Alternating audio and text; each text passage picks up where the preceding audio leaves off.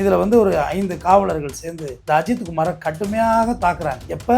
வெள்ளிக்கிழமை அந்த கோயில் விசேஷம் சாயந்தரம் தூக்குனது. சனிக்கிழமை சாயந்தரம் தான் கோயிலுக்கு பின்னாடி உள்ள ஒரு பசுமாடு கட்டிக்கிற கொசத்தலை அந்த இடத்துக்கு அங்கே நகை வச்சிருக்கேன்னு சொல்லிட்டாங்க. ஏன்னா அங்கே அழைச்சி வந்தா நகை இல்லை, அட்டி சரியான அட்டி அங்கே வச்சு கட்டந்த பைப்புக்கு இப்போலாம் சுக்குநூறாக போய் கிடக்கு. கோயிலுக்குள்ளே போகக்குள்ள இந்த காரை எடுத்து போடுறேன், சாவி காரை எடுத்து போடணும் அப்படின்னு சொல்லி கார் சாவி கொடுத்துருக்காங்க. வந்து பார்த்தா காருக்குள்ளே இருந்த கட்டப்பை வந்து கட்டப்பையில் உள்ள துணியெல்லாம் சிதறி கிடக்கு. அதில் ஒரு 8 சவரன் நகை இருக்குது, அதை காணும்னு சொல்லி புகார். தான் பிரச்சனை ஸ்டார்ட் ஆகுது. இங்கே கேம் ஆரம்பிச்சது தான். அந்த பையன் வந்து இரவு தண்ணி கேட்டதுக்கு கொடுக்காம மிளகாத்தூளை கரைச்சி கொடுத்துருக்கான வாயில் தான் மனிதனே இல்லை. பையனானா அந்த கோயிலுக்கு பின்புறமே இறந்து விடுகிறார். அதுக்கப்புறம் மதுரை ஜிஹெச் கொண்டு போகிறோம்னு சொல்லி ட்ராமா நடத்துகிறாங்க. போலீஸுக்கு சொல்லணுமா என்ன திரைக்கதை எழுதுறதுக்கு அழகாக எழுதுவாங்க. எழுதி கொண்டு போய் அங்கே போய் இறந்துட்டாங்கன்னு டிக்கெட் பண்ணுறாங்க. அதுக்குள்ளே என் பிரச்சனை பெருசாகிடுது. பசுப்பண்ணியில் வச்சு அடித்தாங்கல்ல, அந்த பைப்போட இதெல்லாம் கிடக்கு பாருங்க, அதெல்லாம் தாங்கவே முடியாது ஒரு மனிதனால். அதெல்லாம் எடுத்துருக்கிறாங்க. 18 இடங்களுக்கு மேலே அவங்க உடம்புல வெளிக்காயங்கள், கண்ணிய காயங்களே இருக்குன்னு சொல்லியிருக்காங்க. ஏன் இந்த நகையை நிகிதா சிவகாமி தம்பதியரை கேம் விளாண்டுக்கூடாது? ஆயலுக்கு தெரியாமல் பொண்ணுக்கு தெரியாமல் ஆயாலும் யாருக்காவது எடுத்து கொடுத்து கோயிலுக்கு வச்சு ஒரு ட்ராமா பண்ணிருக்கலாமா? இல்லை, ஆசை ப்ராபபிலிட்டி இருக்கா இல்லையா? நிகிதா ரிமைண்டப்பட்டவர் கொடுத்துருக்கலாம், சிவகாமி அவங்க கூட பிறந்தவர் கூட கொடுத்துட்டு பொண்ணுக்கு தெரியாம கேம் விளாண்டுருக்கலாம், பொண்ணு ஆயாளுக்கு தெரியாம கேம் விளாண்டுருக்கலாம், இது ஒரு நடந்திருக்கலாம் இல்லையா? இவ்வளோ பிளான்டா கோயிலுக்கு போனீங்க, ஏன் காரை பார்க் பண்ணிட்டு நீங்களே உள்ள போக மாட்டீங்களா? நீங்க ஒரு டாக்டர், நீங்களே ஒரு சேர் எடுத்துட்டு போயிருக்கலாம். ஏன் அங்கே ஒரு பெரிய ட்ராமா செட்டப் மாதிரி பண்ணிருக்கீங்க? உங்க அம்மா நடக்க முடியாதுன்னு தெரியல, நீங்க சேர் எடுத்துட்டு போயிருக்கலாம். ஸோ சந்தேகம் உங்க மேலேயும் இருக்கு. அதனால அஜித் திருடலைங்கிறதா கேஸ் இல்லை, அஜித்தை அடிச்சு கொலை செய்து விட்டாரு. அவர்களுக்கு உரிய தண்டனை கிடைக்க வேண்டும்.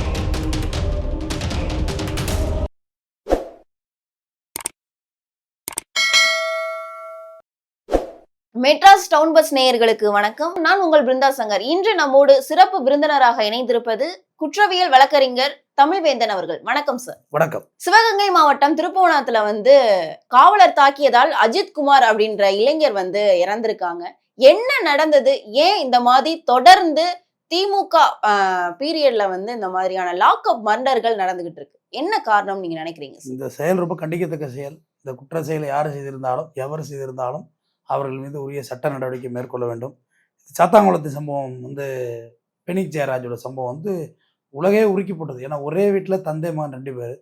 இந்த சம்பவம் பார்த்திங்கன்னா திருப்புவனத்தில் காளி கோயிலுக்கு வந்த கோயிலுக்கு சாமி கும்பிட வந்த சிவகாமி மற்றும் அவருடைய மகள் நிகிதா, டாக்டர்.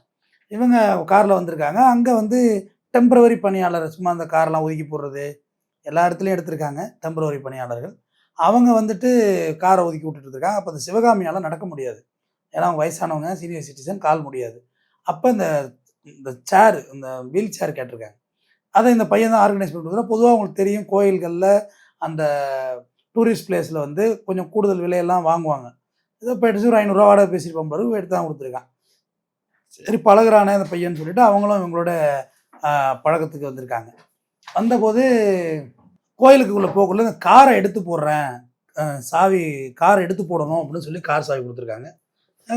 கார் இந்த பையனுக்கு கார் ஓட்ட தெரியாது. அருண்கிற ஒரு பையனோட உதவியை நாடி அங்கே இருந்த டிரைவர் எடுத்து போட சொல்லியிருக்கான். அவங்க கோயிலெலாம் முடிச்சுட்டு மட்டும் இந்த சேரில் வர்றாங்க. இந்த பையன் கோயிலுக்கு லேட்டாக போகிறான். பார்த்தா காருக்குள்ளே இருந்த கட்டப்பையில் உள்ள துணியெல்லாம் சிதறி கிடக்கு. அதில் ஒரு 8 சவரன் நகை இருந்தது, அதை காணும்னு சொல்லி புகார். இதுதான் பிரச்சனை ஸ்டார்ட் ஆகுது. இங்கே கேம் ஆரம்பித்தது தான். ஆரம்பித்தோன்னே கோயில் நிர்வாகமும் மற்றும் இந்த சிவகாமி, நிகிதா இவங்க எல்லாரும் சேர்ந்து அஜித் குமார் மேலே புகார் கொடுக்குறாங்க. ஓகே, ஃபஸ்ட்டு திருப்புவனம் காவல் நிலையத்தில் விசாரணை நடைபெறுது. விசாரணைக்குள்ள அருண் மற்றும் இன்னும் ஒரு 4-5 பேர் அந்த விசாரணையில் விசாரிக்கிறாங்க. விசாரித்து இதில் ஒரு 5 காவலர்கள் சேர்ந்து இந்த அஜித் குமாரை கடுமையாக தாக்குறாங்க. எப்போ? வெள்ளிக்கிழமை அந்த கோயில் விசேஷம் சாயந்தரம் தூக்குனது. சனிக்கிழமை சாயந்தரம் தான் கோயிலுக்கு பின்னாடி உள்ள ஒரு பசுப்பண்ணை இருக்கும், பசுமாடு கட்டிக்கிற கொசத்தலை அந்த இடத்துக்கு அங்கே நகை வச்சிருக்கேன்னு சொல்லிட்டாப்புல. ஏன்னா அங்கே அழைச்சி வந்தால் நகை இல்லை, அட்டி சரியான அட்டி அங்கே வச்சோம் கட்டந்த பைப்புக்கு இப்போலாம் சுக்குநூறாக போய் கிடக்கு. ஏன் அங்கே இருக்குன்னு சொல்லியிருக்கேன்னா, கிரைம் ஐக்யூஸை பொறுத்தவரையும் 200% சொல்கிறேன், இவ்வளோ நேரம்லாம் அடி தாங்க மாட்டாங்க.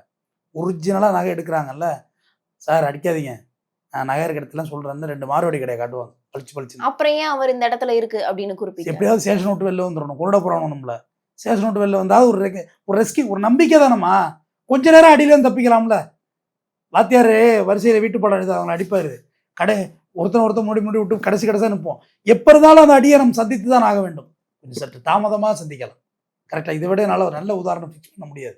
அதுபோல் இந்த பையன் வந்து அங்கே நகை இருக்கு வாங்கினா அங்கே நகையில் அட்டி பொழக்கிறானோ அங்கே வச்சு வர பொழந்து எடுத்தோடனே அந்த பையன் வந்து இரவு தண்ணி கேட்டதுக்கு கொடுக்காம மிளகாத்தூளை கரைச்சி கொடுத்துருக்கான வாயில்.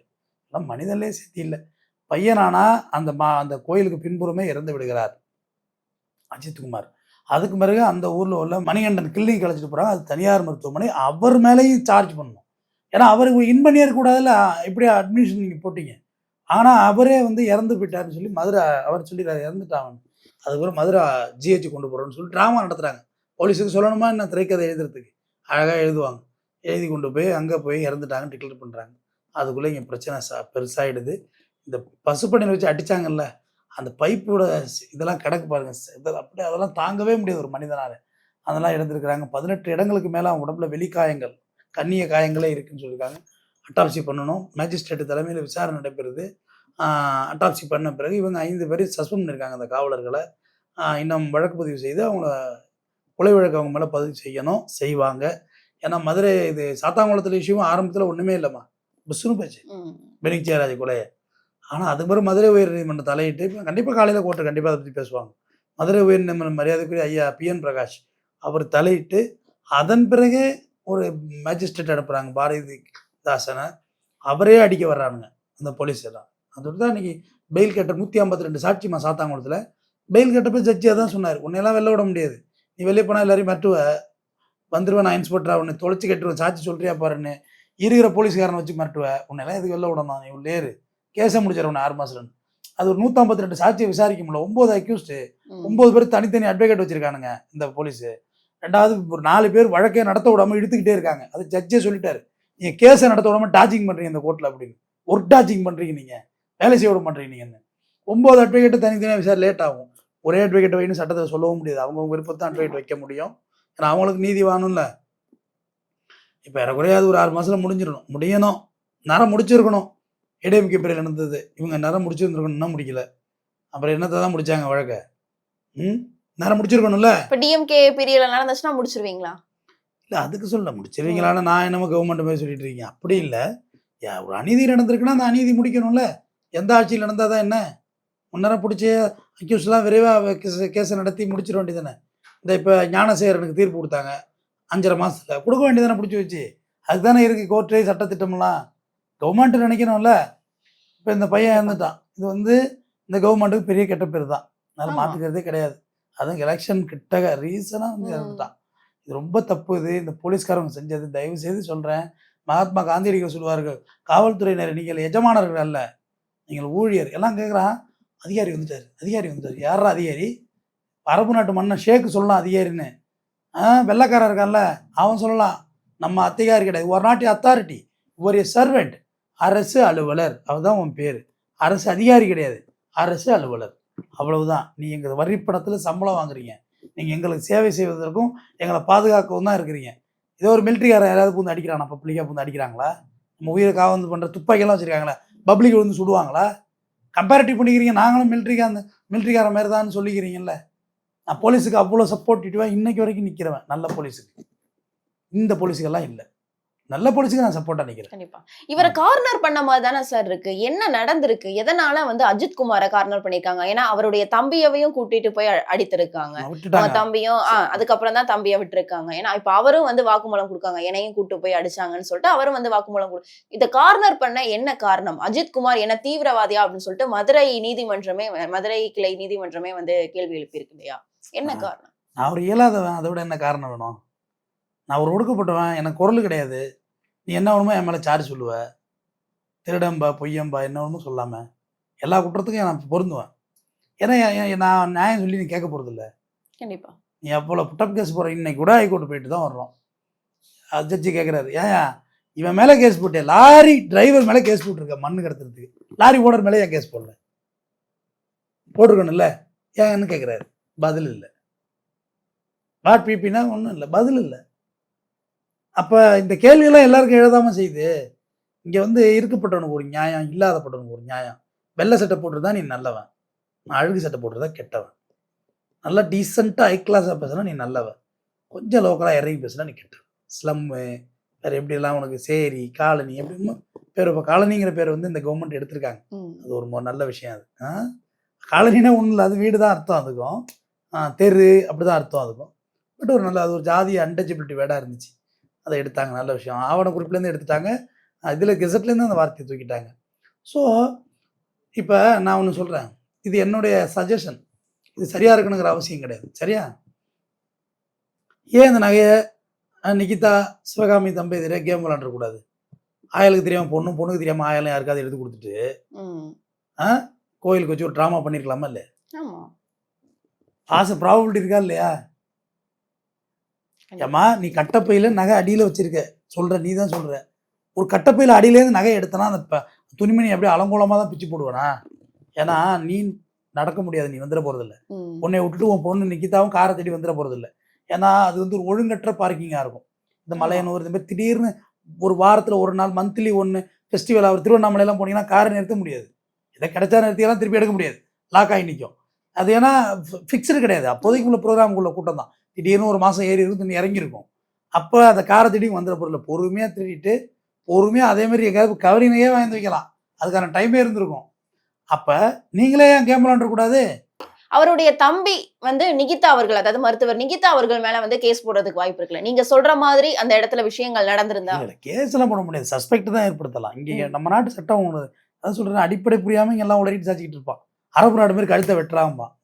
அது மன்னராட்சியில் அது அதெல்லாம் வேண்டாம்னு தாண்டா போராடி வெள்ளக்காரன் அதுக்கு மாதிரி வெள்ளக்காரன் ஆட்டி போட்டான். வெள்ளக்காரன் ஆட்டையை போட்டு அவங்ககிட்ட வாங்கி நம்ம ஜனநாயகமாக இருக்கும். டெமோக்ரஸியில் அதுக்கெல்லாம் வாய்ப்பு இல்லை. இங்கே என் மீது ஒரு கொலை குற்றம் சுமத்தப்பட்டால் நான் குற்றவாளி இல்லை என்று நிரூபிக்கிறதா என் வேலை. நீ குற்றம் செஞ்சேன்னு சார்ஜ் பண்ணுறதுக்கு நம்ம நாட்டை வழி இல்லை. அது நீதிபதிகள் கடைசியாக எழுதுவாங்க, யார் உண்மை குற்றாலும் கண்டுபிடிக்குமாறு நீதிமன்றம் ஆவணம் செய்யுது. அது வரைக்கும் நான் ஜெயிலில் இருந்தனாலோ என் வாழ்க்கை டேமேஜ் ஆனதோ அதுக்கு நம்ம நாட்டில் ஒன்றும் கிளைமிங் வழி இல்லை. ஸோ அதுக்கு சொல்ல வர்றேன்.